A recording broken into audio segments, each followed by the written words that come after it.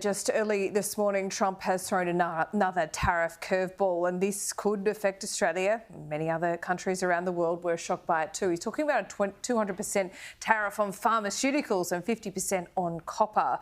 Let's go to Ed Boyd now. He's our business reporter. He joins me here at the desk. Which one are we more worried about?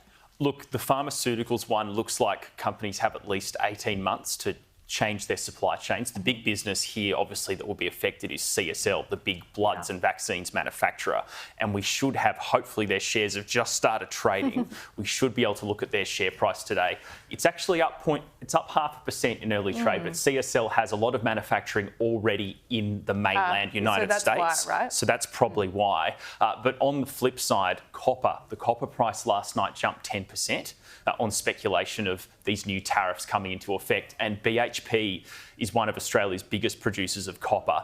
You can see, it's only down by 0.13% in early trade. There are some other big copper producers as well. Rio Tinto, I don't think the shares would work on it. Rio Tinto shares are basically flat. Admittedly, we have literally just started trading, so it's very early in the trading day. Yep. But these are probably the three biggest companies that will be affected if these new big tariffs come into place. So investors are obviously making moves now in preparation. BHP and Rio own one of the largest copper mines in South America, in Chile, and there's a big Chilean producer as well, which will clearly be affected if these tariffs come into play. But obviously it's early days. Yeah. Trump uses it as a bargaining chip. There's obviously a lot of toing and froing before anything happens, but clearly investors are already concerned. And the thing we need to keep in mind as well, Ed, is if tariffs are imposed unilaterally, and this at the same rate on us and other countries who might happen to be our competitors, it really doesn't change that much, does it?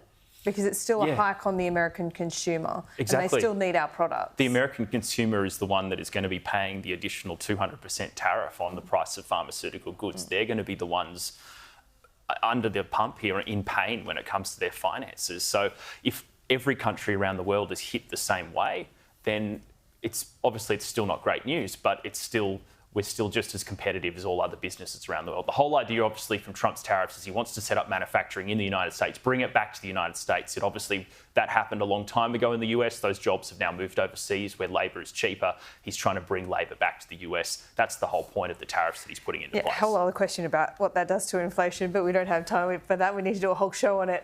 Ed, let's talk about the RBA. Because we were sitting here yesterday, my language was like, 99% pretty much bank it in, it's going to happen. Market economists were saying that not many people were calling a hold. No, only 4 economists thought rates would be on hold out of 36, I think, that were surveyed by Bloomberg over the past couple of weeks. The money markets had a rate cut locked in. So it was really a big surprise yesterday when the Reserve Bank kept rates on hold. But Governor Bullock, in her press conference, the stock market dropped at 2:30, but it made a big recovery while she was speaking, because when she was speaking, she basically implied that the Reserve Bank is looking, the Monetary Policy Board is looking to cut interest rates at the next meeting in August. She said there was a split in the votes on the board. 6 members said rates should be on hold. 3 wanted rates to be cut yesterday. But the overall agreement of the board was rates are on a downwards trajectory. So in other words, she's hinting that rates are going to fall. This is just a very brief thing of what she said yesterday. I would characterise it as saying that the difference between the two camps really was down to a slightly softer reading, those who wanted to cut a slightly softer reading of the data than those that wanted to hold just for the time being, and also a little bit more concern about the downside risks, particularly on the international side for those people who wanted to ease. But again, I'll emphasise, I think I made the point earlier, that the difference was not about directionally, it was more about timing. So we can show you now the rate cut odds for the August meeting, which is in 6 weeks' time.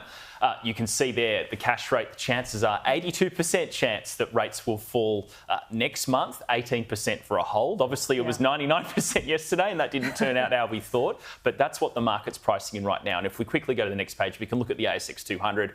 It's been sold off, down 0.5% in early trade. But the market is still very close to record highs, and it's been basically flat for the past 2.5, 3 weeks. Explain me something about what's happened yesterday. And there were a few questions to Michelle Bullock yesterday about her communication strategy. But I think her communication when she cuts rates is pretty good. She makes speeches. I think that's all very valid.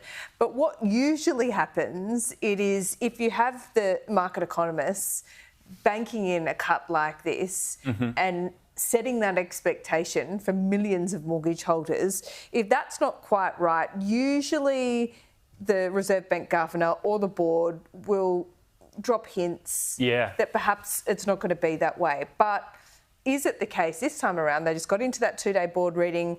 It was a split decision, and Michelle Bullock didn't have time or didn't know which way the board would go. What it seems to have been was at the previous board meeting, so 6 weeks prior to today, she talked about the fact that the board debated whether they should cut rates by 50 basis points. So about a month and a half ago, the board discussed that.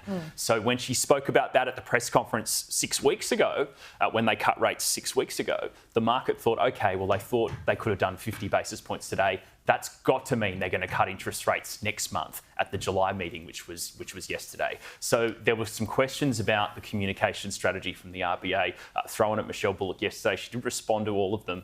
But yeah, clearly, usually when the market thinks something's going to happen, it does happen. And that wasn't the case yesterday. So maybe there's a disconnect between what the market thinks and what the RBA thinks at the moment. Yeah. But it seems like rates are still going to fall, hopefully. Okay.